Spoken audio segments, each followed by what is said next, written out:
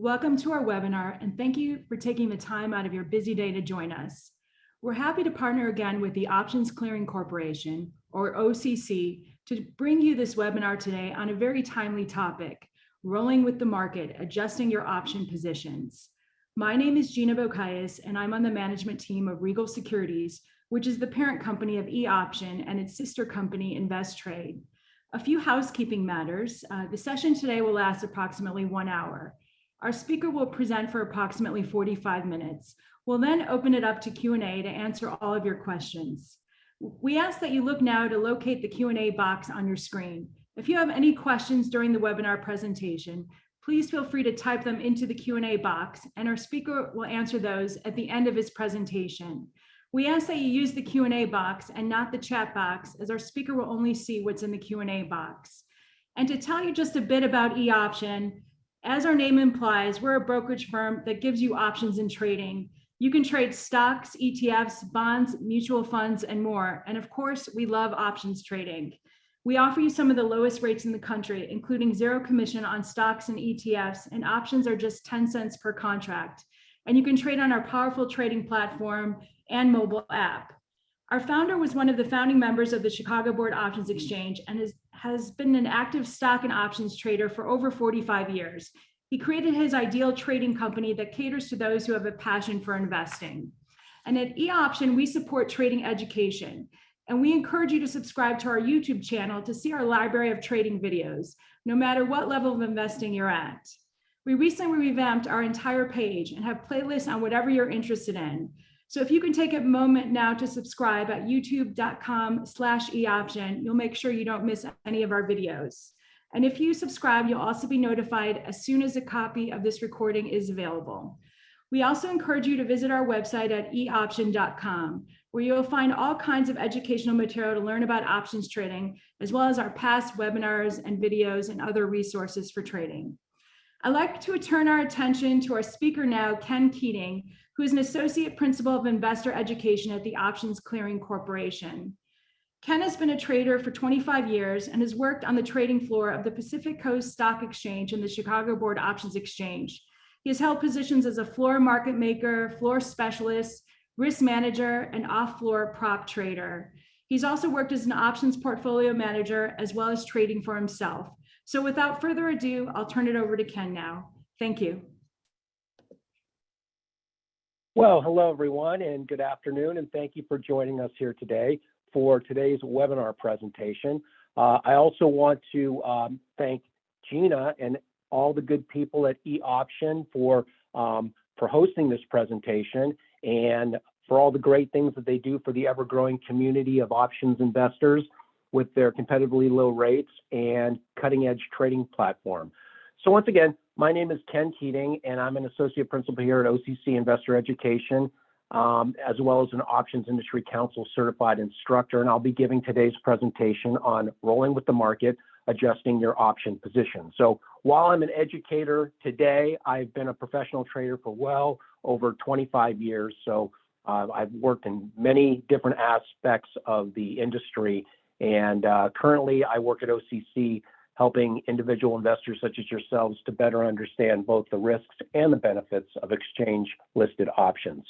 So before we get started, speaking of the risks and benefits of exchange-listed options, we always have to mention our disclaimer. So options do involve risk, and our options are rather complex vehicles and need to be properly understood before trading in a live account. So anyone who's looking to trade options should read and understand the characteristics and risks of standardized options, which you can obtain by visiting us at optionseducation.org for a digital copy, or you can always reach out to your broker or any exchange on which options are traded for a physical copy as well.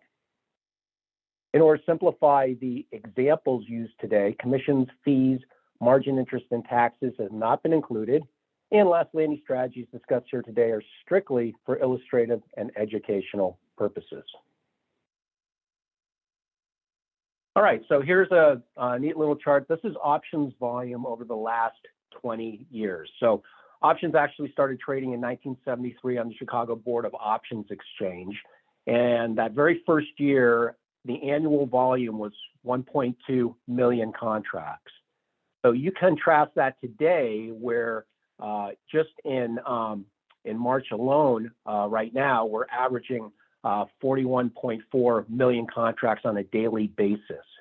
So as you can see from this chart, 2021 was a record year for OCC, where we cleared and settled nearly 10 billion contracts.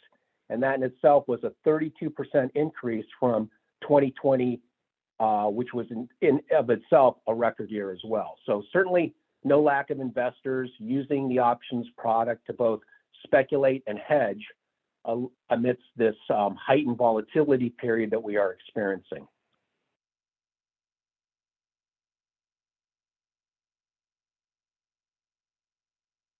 All right, so here's today's presentation outline.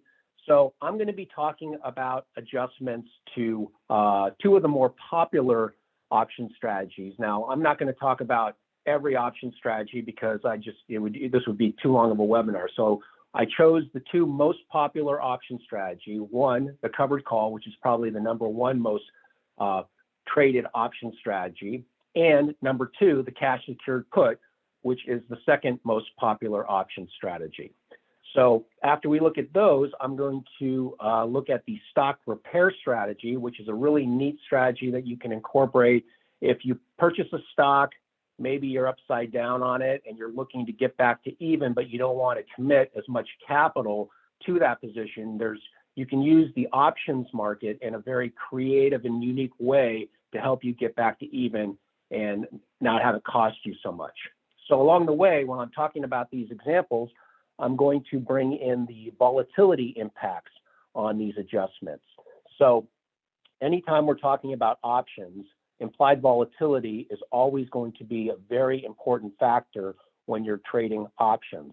And when you adjust an options position, depending on what the market is doing, implied volatility can have a very large impact on that adjustment. So we'll be introducing implied volatility during these adjustments as well. Okay, so let's get into it. Managing the covered call. So the covered call is the most popular, probably the most popular option strategy that investors utilize. And it's probably their very first option strategy because usually traders will already be long stock, or investors will already be long stock, and they'll look to sell calls against their portfolio. So for those of you who don't know what a covered call is, it's essentially when you buy 100 shares of stock and you sell either an at the money or out of the money call against it, and you do so to generate a little income on your portfolio. And you basically do so if you are neutral to moderately bullish. So that's really important. So if you were really bullish, you wouldn't write covered calls on your stocks to begin with because you wouldn't want to cap your upside. And if you were very bearish, you probably wouldn't have a stock position to begin with. So once again, the covered call position really only works for those investors who are neutral to moderately bullish.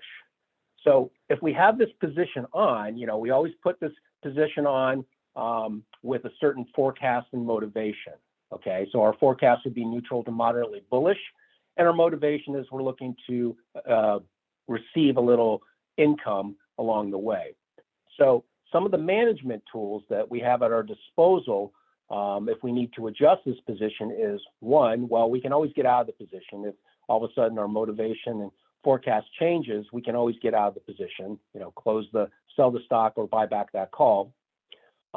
Anytime we're short options, at least American style options, we are open to early assignment. Now, for somebody to exercise an option early, there has to be an economic incentive for them to do so, because anybody who exercises an option early would be foregoing any time premium left in that option. So the #1 reason why people would exercise an option early is for, say, a dividend. Okay, so we'll get into an example of that later and how you can mitigate that. But one of the things you can do is called rolling. So when we talk about rolling, essentially what we're doing is we're going to close the existing short contract and open a new one against it. Okay, and when we do this, that's going to adjust our break-even points. and we are going to either pay or receive additional premium, whether we roll up or whether we roll down in the position. So in the case of calls, if we roll up, we're going to be paying a small debit to do that. And if we roll down, we're going to be receiving premium, but we'll be looking at that further in the coming slides. And we're doing so to essentially buy or sell more time. The one thing you do want to avoid is if you want to get out of the position, you want to avoid just selling your stock and leaving the naked short call, because once again, that naked short call, once you sell your stock and if you leave the naked short call, you have unlimited risk to the upside, plus your broker may charge you a large amount of margin to do so. So most traders, if they want to close the position, they would just sell their shares and buy back the call and just be done with the position. So you really want to avoid taking off the stock side and leaving the naked call in this situation. So anytime we roll, we're going to do so using a spread order. So a spread order is an order that involves 2 or more option orders. So in this case, for a covered call roll, we are going to buy to close the existing short call, and we're going to sell to open a new call against it. So as both transactions are executed simultaneously, it's one order using 2 different options, and the netting of those 2 prices is going to result in either a net debit or a net credit. Okay, so another thing we could do is what's called legging into a roll. And what exactly is legging? Well, legging is when you take these 2 transactions and you execute them separately. In other words, buying back the short call and then waiting, and maybe if the market might rise, and then you're going to benefit from being long stock, and then you can possibly sell your call at a higher strike price or at a higher price for your call. Now, if you leg into the roll, you also have risk to the downside. So what if you buy back that short call and all of a sudden the stock rolls over? Well, now you're going to take on losses on the long side of your position, the stock, and you're going to be selling the call at a lower price than you would had you just done it as a roll. So while you can leg into a roll, most traders would generally just do the transaction as a spread order and just do it, buy back the short, sell the new option to open, and just do it as one transaction. Now, I've never been one that could time the market very well. So, but once again, you know, to each his own. You could always choose to leg into a roll as well. All right, so an example of rolling a covered call up. So when we roll a covered call up, we're going to be buying back that short call with 1 strike, and we're going to sell to open a higher strike against it. So because we're buying back the lower strike call and selling a higher strike call, that is always going to be done for a net debit. In other words, we're going to pay a little something to do this roll. So by paying a little something, this is going to raise our break-even point on the position by the amount of the debit, and it's also going to increase our maximum profit potential. So in this case, maybe we buy to close the June 80 calls that we're short, and we sell to open the June 85s. That's an example of rolling the position up.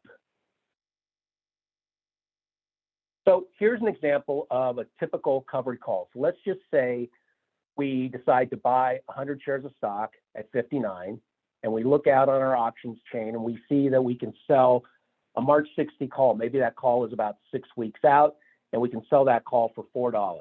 So our initial investment, $5,900, but our total investment is only $5,500. So, you know, by selling this call for $4, we've offset the cost of our stock. We've taken in $4 or $400 per contract, and our total investment is only $5,500.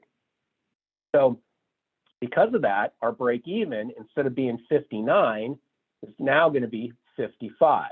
So below 55, we have losses to the downside. We would lose 1-for-1 on our shares. So in any covered call position, your risk is in the long stock position.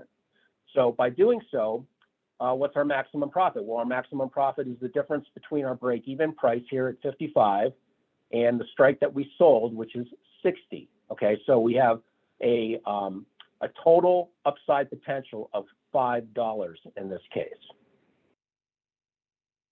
So here's that same position in table form. So once again, you can see at our break-even point at 55, we neither make money nor lose money.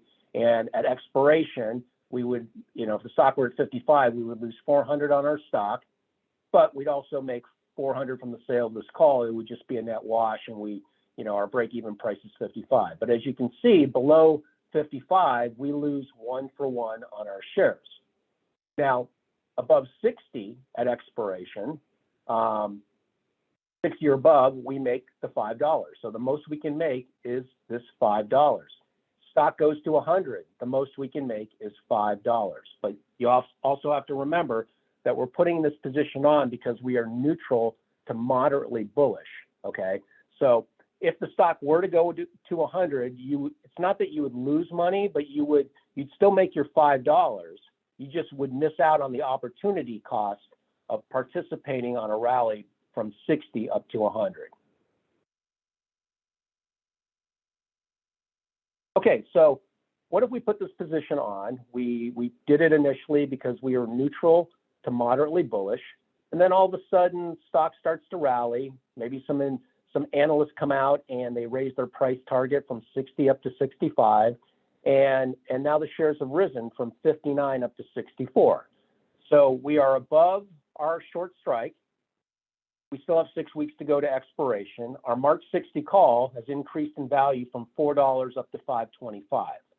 So we have an unrealized profit of $3.75. So you ask yourself, well, if the stock is above my short strike, isn't my maximum profit potential $5? And that is correct, but that's at expiration. This option still has 6 weeks to go, and there's 6 weeks of time premium in this option. So with the stock trading 64, this March 60 call that's trading 5.25 has $4 of intrinsic value and $1.25 of extrinsic value or time premium. So if we were to take this position off today, we would actually achieve a profit of $3.75 if we were to sell our stock and buy back this call for $5.25.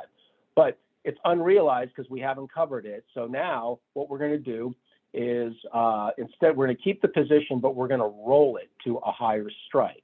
And by doing so, we're willing to accept some increased downside, and we're also willing to sell shares at a higher strike price if we get assigned. So now we're going to roll the position higher. So we look at our options chain, and we see that we can buy our March 60 call for $5.25. We can sell the next strike up, the March 65 call, for $2.25. So that's a net debit of $3 or $300 per contract. So because we're doing this for a net debit, that's going to raise our break-even price by the $3. So originally our break-even was 55. Now our break-even is 58, 55 plus the $3 debit. Now we also have the right to the obligation to sell shares at 65 should we get assigned. So we have increased our maximum profit potential from $5 originally now up to $7. The difference between our new break-even price and 65, $7. So by doing this roll to the upside, we've given ourselves $2 more running room on the stock. And once again, we would only do this if our forecast changed to being from neutral to moderately bullish to go to neutral to slightly more bullish.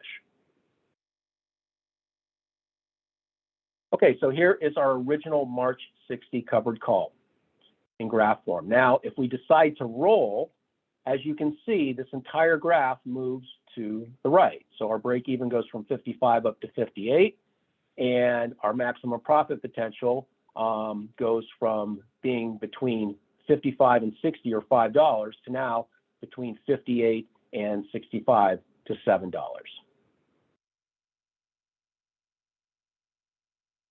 So what would we do if now we're still neutral to moderately bullish and the shares kind of drift lower and now it's down at our break-even point of 55? So with the stock at 55, now our March 60 call, it still has 6 weeks to go to expiration. It's trading for roughly $1. If we were to cover this position, we'd have an unrealized loss of $1 on this position. But we're not looking to cover this position. We're still neutral to moderately bullish. And we think the shares could rally up to 60 or above by March expiration. So in this case, we would just do nothing. We would just hang out and sit on the position and look for a rally in the shares. Now, it's risky in the fact that, once again, when you put on a covered call, the risk is in this long stock position. So below 55, you're going to lose 1-for-1 on your shares. But to do nothing, you're just assuming that you're neutral to moderately bullish still. Maybe you think this pullback is just temporary, and you're looking for the shares to bounce over the next 6 weeks. Now, what would a defensive investor do? Well, same situation. The stock goes from 59 down to 55. Our March 60 call is trading for $1. We have an unrealized loss of $1.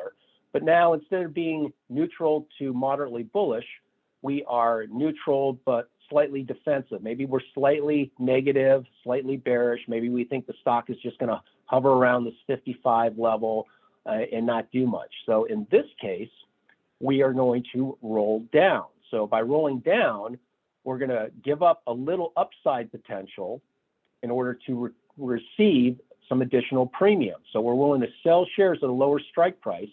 And in the case of calls, when we roll down, we're going to be doing this for a net credit.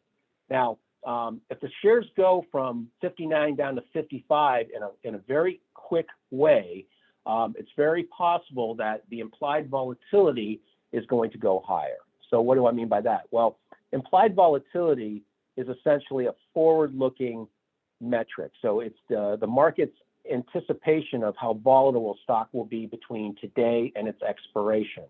So typically, when the market rallies and stocks rally, implied volatility goes down. And when the market rolls down or rolls over, implied volatility goes up. So when you hear the pundits on TV, now they have shows dedicated just to trading options, when people are talking about vol or implied volatility, all they're really doing is talking about the level of options prices. So when implied volatility is low, that means option prices are low and inexpensive. And when implied volatility is high, that's inferring that option prices are high and expensive. So doing this roll down, if all of a sudden implied volatility goes up, you're going to be doing this roll at a better price because the options have increased in value due to implied volatility. So it might be a little more beneficial to roll down if your forecast in this case is neutral to maybe slightly negative, or you just think you're more neutral and you think the stock's found a level and it's just going to hover around this 55 line. So when we roll down, we are essentially going to buy the call that we are short, in this case the 60 call, and we're going to write another call with a lower strike price against it. And because we're doing this, we're selling the new call at a lower strike price. This is always going to be done for a net credit. And when we do this for a net credit, that's going to, one, lower our break-even price by the amount of the credit, but it's also going to decrease our maximum profit potential to the upside. So in this case, we would buy back this March 60 call to close, and we would sell to open the March 55 call. So we look at our options chain and we see that we can buy back the March 60 call for $1. We can sell this March 55 call for $3. So that's going to net us a credit of $2 or $200 per contract. So originally our break even was 55. Now our new break even is 53. So, but we also have the obligation to sell shares at 55 should we get assigned. So now our maximum profit potential on the upside is between 53 and 55, or $2 by doing this roll down. So we've capped we have less maximum profit potential, but we're also rolling and reestablishing a new break even by taking in a credit to do this roll to the downside.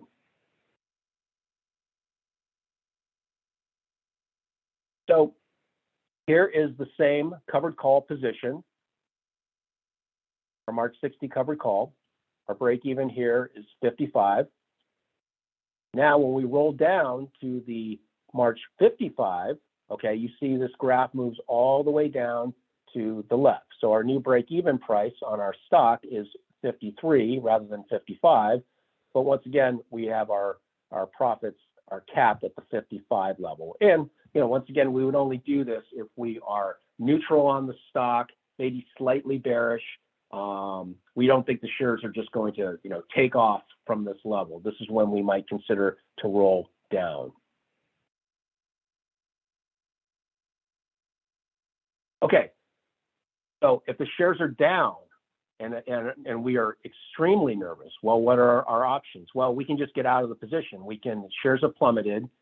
We were neutral to moderately bullish originally. The shares are continuing to decline. We have unrealized losses mounting from that long stock position.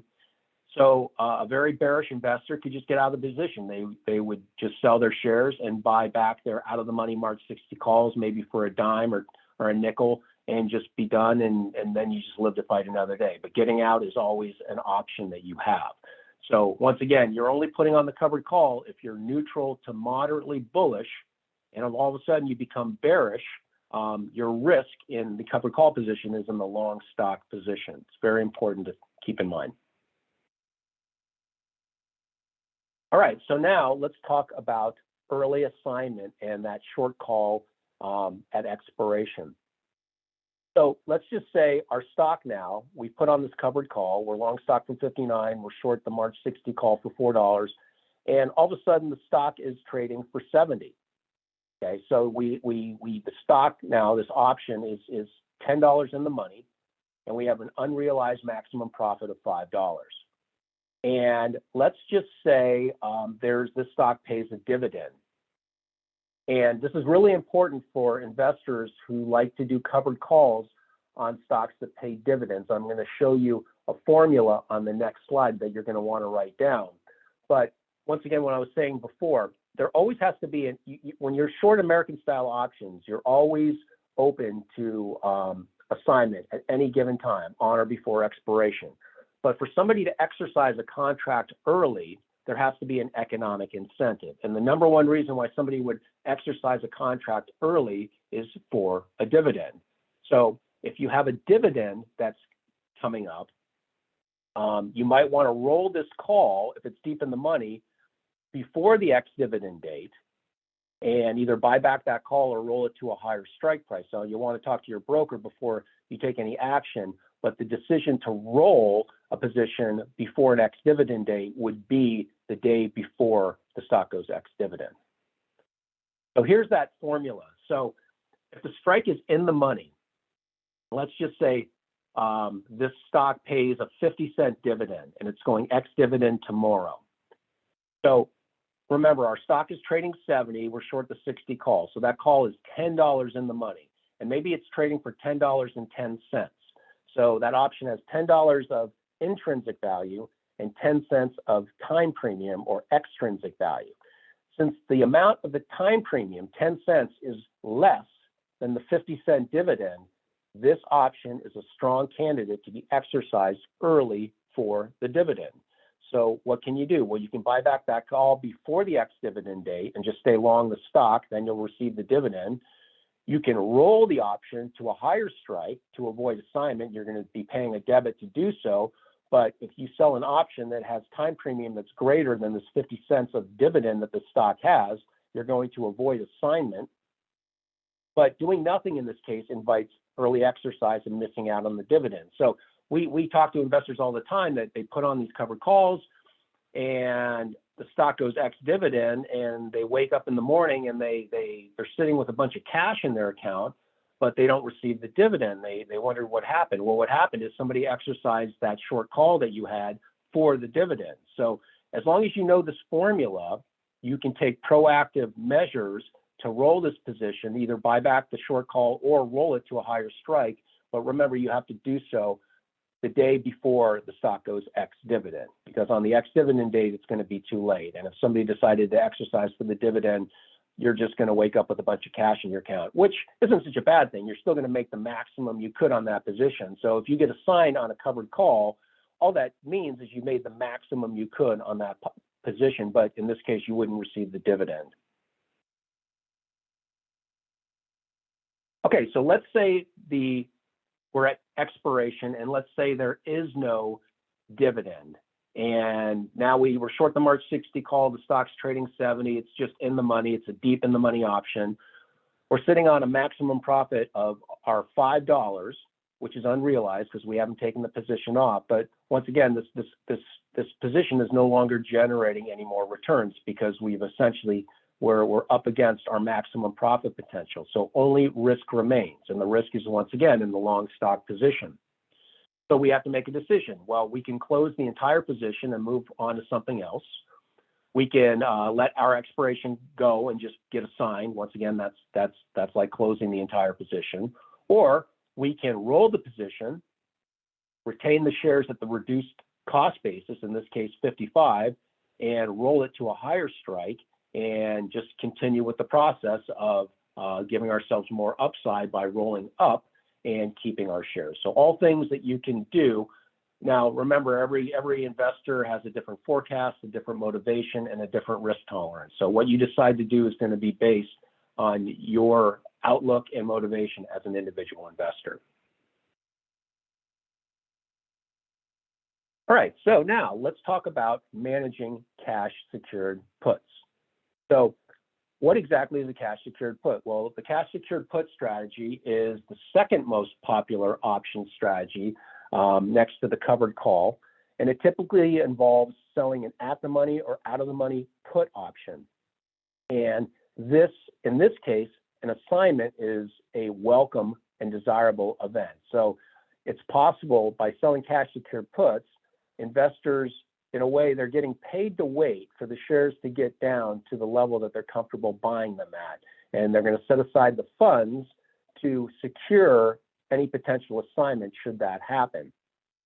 So the risk, though, once again, in this position is possibly getting assigned and owning that stock. So the downside risk is potentially owning that stock. So usually if investors have a shopping list, if you're sitting on a bunch of cash and you have a shopping list of stocks that you would like to own but not at the current levels, you can use cash secured puts to generate a little income and wait, as long as you're willing to buy those stocks at the strike prices that you pick. So we'll get into some examples.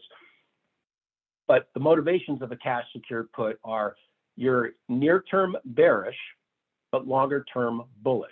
So you basically want to own the stock or index below its current market level. So it's a way to kind of buy the dip, but get paid to wait for it to get to your level.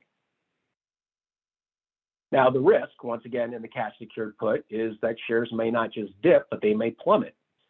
And if shares plummet, that's going to lead to higher put prices, making, if you have to cover this position and close it out, you're going to pay more for that put to buy it back. And not only that, if the market goes down in a rapid fashion, most likely implied volatility is going to go up, which is also going to exacerbate buying back these puts at a higher price. So once again, if the risk is in that potential long stock position.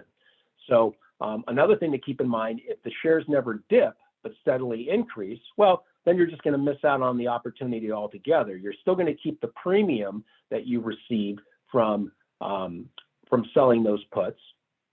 But, at that point, you can reevaluate. You can maybe reestablish the position, sell the next month out.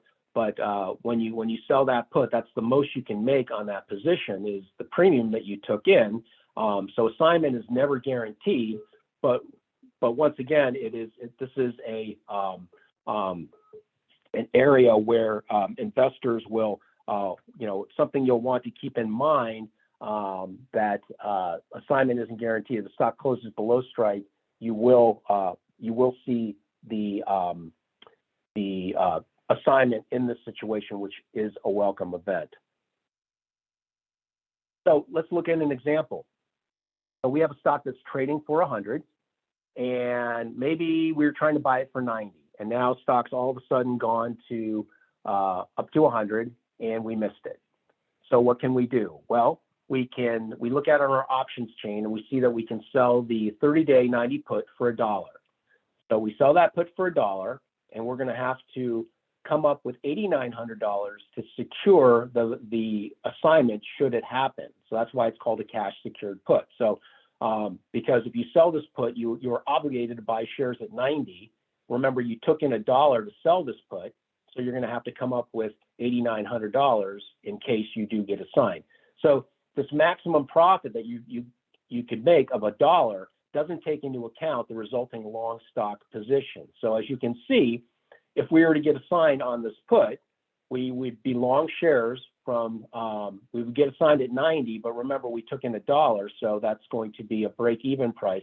We're essentially going to be long shares from 89, but below 89, we lose 1-for-1 on their shares. So once again, you can see that the risk is in the potential, in this case, long stock position. Now, when you look at this graph, you say, well, that kind of looks familiar. Why does that look like that? Well, this graph is the same graph as the covered call. So, and the reason why the graph looks the same is because from a risk profile, they are exactly the same. So when you put on a covered call, you buy stock and you sell calls against it. That's the same thing synthetically as selling a naked put. So whether you do covered calls or sell naked puts, it's the same risk profile. So, if you're one of these people that go to cocktail parties and you tell people you're talking about your favorite investment strategy and you tell people that you like selling, you like doing covered calls, you could just as easily tell them that you like selling naked puts, because essentially that's what you're doing. Once again, the risk is in the potential long stock position should you get assigned. So what happens at expiration? Well, at expiration, if the stock is above 90, this put is going to expire without value. You're going to keep this $1, and then you can reevaluate. You can decide to maybe sell another 90 put against it. You could, maybe if stock is trading around 91, maybe you're not quite as comfortable buying shares at 90. You might roll this position, buy back the 90 put, maybe for a nickel, and sell the next month out the 85 put against it. Maybe stock's trading 91. You took in $1 to sell this put, and you're comfortable buying shares at 90. So you just go out in the open market and you buy 100 shares for 91, and you're actually, by doing so, you're really paying 90 for the stock because you took in this $1 for the puts. So now you are effectively long at 90. So all things you can do to reevaluate at expiration if the stock is above 90. Now, what happens when the stock is below 90? Well, obviously, if the stock's below 90, you do nothing, you're going to get assigned on this put. What if shares are at 85? And if you do nothing, you're going to get assigned on this position. You're going to be long from a break-even price of 89. So you're going to be sitting on some unrealized losses by getting assigned. Or you could buy back this put, the 90 put, and roll it down. Okay, in this case, buying the 90 put back and maybe selling the 85 or the 80 put against it. Now you're going to do that for a net debit, so that's actually going to cost you some money, but it'll alleviate or mitigate against the potential assignment of doing nothing. So if you do nothing, you're going to be assigned on this put and be long shares from 89 in this case. But once again, you'll just have to reevaluate come expiration what your outlook is on the shares. Okay, so now let's talk about the stock repair. What exactly is the stock repair strategy? And this is a great little strategy, and it's a creative way to use options to, let's just say you buy a stock and it goes down and you're upside down on it, and what can you do? Well, using a ratio spread is, and we'll see more of this in an example going forward, but we're going to use a ratio spread using calls to lower the break-even point on a losing stock position. So when I talk about a ratio spread, what exactly is a ratio spread? A ratio spread is when you buy one option and you sell more options against it. Most spreads are just done 1-for-1. You buy an option, you sell an option. A ratio spread is when we, let's say, buy one option, sell two options, or buy one option, sell three options. So what we're going to do is we're going to use a 1-by-2 ratio spread to get to break even without committing as much capital. So who's going to benefit from this? Well, somebody who's upside down on the stock, they're unwilling to commit more funds to an already losing stock position. So they're going to use this stock repair strategy. So what can you do? Well, you can hold on to your stock, hold and hope, which is never a great investment strategy. You can buy additional shares at the lower strike or at the lower prices to, say, double down or reduce your overall break even, but that's going to cost you additional capital. Or you can use the stock repair strategy. Let's just say we have an investor who is long 100 shares from 65, and all of a sudden stock's going south, the market's declining, and shares are now currently trading 57. And this investor is looking to recoup some of their losses. So what can they do? Well, once again, you can stay the course and hope the stock rallies, never a really good strategy.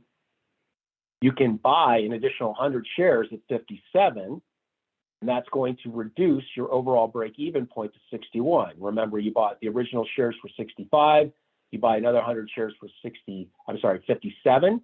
That's going to be an average cost of 61. So now you're going to be long 200 shares from 61. Well, to do so, you are going to have to come up with an extra $5,700, and you're adding to an already losing stock position. Not only that, but now you're long twice as many shares. So you have double the risk to the downside. So another thing you can do is what I'm going to show you is execute a call front spread or the stock repair strategy. Now, why is it called a call front spread? Well, a front spread or back spread these are floor trader terms that are used to describe options positions. So anytime you are short more options than you're long, that's called being front spread. And anytime you are long more options than you're short, that's called being back spread. So we're going to use a 1-by-2, and we're going to sell more options than we're long, create this position. So we're long shares from 65, and remember the shares have dipped and are trading lower. And if the shares dip, remember that the implied volatility is actually probably going to go higher. So these option prices are going to be more expensive. And what we're going to do is we're going to look to buy one of the 57 calls, and we're going to sell two of the 61. So let's say we can buy the 57 call for 96 cents. We can sell two of the 61s for 48 cents. That's net even money. It doesn't cost us anything to do this 1-by-2. So if we were to do this 1-by-2 by itself, say we don't have the stock, we just put on this 1-by-2. Now we have unlimited risk to the upside because we're short this extra 61 calls. So if the stock went to 100, we would lose money on this trade. But because we're doing this 1-by-2 against 100 shares of stock, we don't have the same risk. So you can think of this position as really two positions in one. If one of these positions is you're long 100 shares at 65 and you're selling one of these 61 calls at 48 cents, that's a covered call.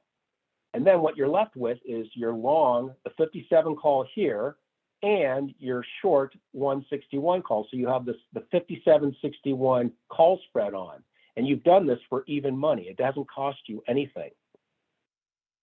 So let's take a look at a chart here. So in this case, long 100 shares from 65, long one of the 57 calls, short two of the 61 calls for even money. So with the stock at 57, you still have, if the stock goes lower, you're still going to lose 1-for-1 on your shares, but you're not going to lose as much because remember, if you were to buy an additional 100 shares, your break-even point gets to 61, but now you're long an additional 200, an additional 100 shares. Now your losses are magnified to the downside. By doing this 1-by-2, you still lose to the downside, but only on 100 shares. Now, should the stock rally between now and expiration, let's say it goes up to 61. Okay, now we're going to break even with the shares up at 61, and it didn't cost us anything. We actually, we did it for these options, didn't cost us anything. But as you can see, we have capped our gains to the upside as long as we have this position on. So above 61, we neither make money nor lose money. We just break even back to 61. So let's look at this in a table. So as you can see, with the stock trading 57, this 1x2, we lose 1-for-1 on our shares to the downside. We still have that risk. But with the shares at 61, we would lose $400 on our stock position, and we would make $400 on our long 57 call. Our 61 calls would expire worthless. So you can see right here, we break even at 61. Now, if the shares go to higher than 61, we just break even. We don't participate to the upside. So if the shares, get near expiration and these options are the stock is trading around 61, then we could reevaluate. Maybe we would just unwind this 1x2, sell the 57 call, buy back the 261 calls, and then reevaluate. Now we're essentially back to even. We're long stock from 61. Now maybe we can turn it into a covered call. Maybe look to sell the month out the 65 calls or the 70 calls against it. Once again, everybody's risk tolerance and motivation and forecast is going to be different. So it's going to vary from investor to investor. So just something to keep in mind. And, this is really a unique strategy, and it's a way that you can creatively use options to get back to even on a position without it costing you as much money. All right, so that is the end of our presentation. I know that we do have some time left over, and I know people have been asking questions, so let me pull up the Q&A box and see if we can do some live Q&A with the remaining time that we have ready. So let's see. So one of the questions is, when the trade is going against you and you roll to the future, can you explain what you're typically giving up by rolling?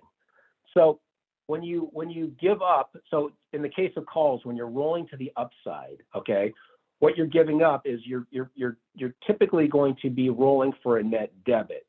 So in other words, you're going to be paying something for that position. So by rolling up, you're going to be paying a little something for that position, but you're giving yourself more upside. In other words, more room for your stock to appreciate to the upside. So what you give up is the net debit that you paid. But remember, if the stock is up, anything that you have lost on your call, you have made up for on your stock position. So, once again, given the example where we were long 100 shares from 59 and we're short that 60 call for $4, the most we can make on that position is $5. So, if the stock goes to 70, that's not going to change. We're still we can still make money, but by rolling, with the stock higher, you're going to be doing so at a debit. So you're going to be paying a little money, but then you're also going to be giving yourself more upside. Let's see. Another question is, I like to trade the weekly options as opposed to the monthlies. It seems like everyone else does monthlies. Can you explain the benefits and disadvantages of each? Oh, okay. Well, now, not all options have weeklies, so the exchanges determine which options. Usually it's the more liquid and actively traded options that have weeklies on them. But weeklies are options that they're usually anywhere from 1 to 6 weeks out, and they expire every week. And some of the advantages of the weeklies is the fact that anytime you're trading near-term options, those options are going to be subjected to greater amounts of theta or time decay. So the near-term options have greater amounts of theta, where the farther dated options don't decay quite as quickly, because theta doesn't decay in a linear fashion. It's more exponential. So the closer and closer we get to our options expiration, the quicker and more rapidly those options decay. So that's why people who like to sell options generally target, they'll target the near-term options because they have a greater amount of theta. Now, the longer-term options, and granted, options that decay quicker are usually, the sweet spot is anywhere between 30 and 45 days. That's when options start to, decay a little more rapidly.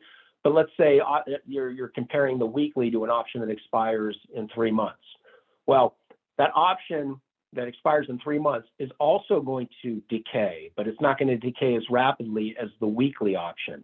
But the thing with the longer dated option that you have to keep in mind is the longer dated option is more sensitive, it's more Vega sensitive. In other words, it's your option sensitivity to changes in implied volatility. So if implied volatility goes up or down, let's say you're long that option, implied volatility goes down in a big way, it's going to affect your longer dated option, your 3-month option, more so than your near dated option. So you got, that's the thing with options, there's all kinds of moving parts. And once again, the major difference is the near-term options have greater amounts of time decay or theta, where the longer dated options are more sensitive to changes in implied volatility or Vega. Let's take a look at some other questions. Oh, some other people are talking about break-even points. What exactly do I mean by the break-even point? Well, what I mean by the break-even point was, like in my example, when you do a covered call, let's say you bought the stock at $59. If you just bought the stock at $59 and that's all you had, well, the price that you got in at 59, that's your break-even point, right? Stock goes to 60, you've made $1. Stock goes to 58, you've lost $1. So your break-even price on that stock is $59. When you sell the 60 call against it, now you've lowered that break-even price from $59 by the amount of the premium that you took in for that call, in this case, $4.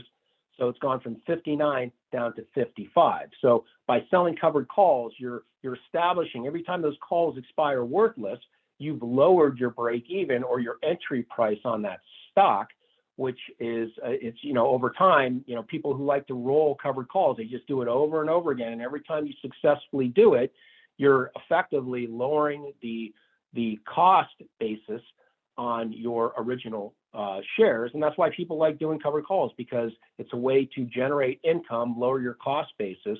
But it's also very important to keep in mind, you're only doing so if you are neutral to moderately bullish. Okay, if you're very bullish or very bearish, that's not the strategy you want to incorporate. Also, if you're really bearish, the last thing you want to do is sell cash secured puts, because it's the same thing. Your risk is in that potential long stock position. So let's see. Let's see if there's another question.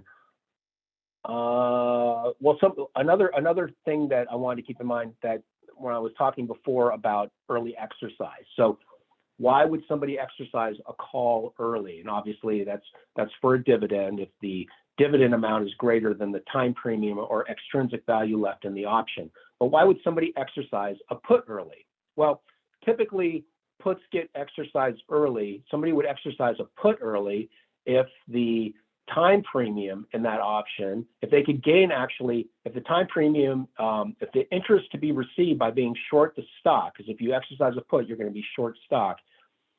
If the interest that you'd receive on being short that stock is greater than the time premium left in that option, then you might see puts get exercised early for that interest. Now, right now, interest rates are practically zero, and the likelihood of getting a sign on a short put, a deep in the money put, is pretty unlikely. While it could happen, it's highly unlikely in this very low interest rate environment that we are experiencing. In the mid 90s, when interest rates were a lot higher, you saw, and we had some of these crazy internet stocks that had, they had 100, 200, 300 strikes outstanding. You might see a deep in the money put get exercised early for that interest. But right now, once again, with interest rates where they are, it's while it could happen, it's highly unlikely. Let's see. I think that's it. I think that's all the questions that we really have. So with that, I want to thank you for joining us here today. So if you ever have any other questions, you can always reach out to the Options Industry Council at optionseducation.org, or shoot us an email at options@theocc.com. And we're here to Monday through Friday from 8 a.m. to 4 p.m. Central Standard Time. And we have a very deep bench of very knowledgeable people that I think we have something like 120 years of trading and brokerage of experience on our team. And, once again, all our educational offering is completely free of charge. We are fully funded by our parent company, OCC, and we really want the public just to be better educated about the product. Hopefully you're making good decisions and making a lot of money on the way. So with that, I'm going to turn it back to Gina for closing remarks. Great. Thank you so much, Ken. We really appreciate your time in doing this webinar, as well as the Option Industry Council. And it was very interesting and informative. And thank you to all of our attendees today for taking the time out of your busy day to join us. And just a few reminders before we go. A recording of this webinar will be available tomorrow on our YouTube channel. And so make sure you subscribe to eOptions channel so you don't miss any of our videos. And that's youtube.com/eOption. And if you do go look at the video when it's available tomorrow, you will see a promotion. So if you don't already have an account with eOption, we will give you free stock if you open an account, but you need to go to the YouTube channel and look under this video and see the code for the promotion. And all our accounts will get our super low rate. So that's 0 for unlimited stock and ETF trades, and options are just 10 cents per contract that you can see on the screen. And also make sure to go to eoption.com. We have lots of option strategy resources there. We have videos, we have clickable strategy links, and there's also information about our offerings and our free tools. So we encourage you to check that out. Also, just to tell you quickly what differentiates eOption from other firms, we do offer a free tool called Options Play. And what that does is that scans thousands of stocks daily and highlights potential option trade opportunities for you. And that's normally $500 annually. And we do give that to all of our customers free of charge. So that's a great benefit for those of you who are just getting started in options trading, or even our experienced option traders use that as well. Another feature that makes us different is we have something called auto trading, where we charge some of the lowest rates in the country, where you can have your alerts from your favorite newsletters automatically traded for you. And we have lots of option trading programs on there. So if you go to eoption.com, or you can call our customer service desk and learn more about that. And the last point is just make sure that you join us for our next webinar. We do about one a month, and we have experienced option traders. So we'd love for you to join us. So the next one is on Wednesday, April 20th at 1 p.m. Central, and that's Spring into Action and Tame Volatility with Straddle Option Spreads. So we hope you'll mark your calendar, and you can even go sign up and reserve your spot today at eoption.com/webinars. So again, thank you so much for your time, and everyone at eOption. We greatly appreciate it, and have a wonderful afternoon. Bye now.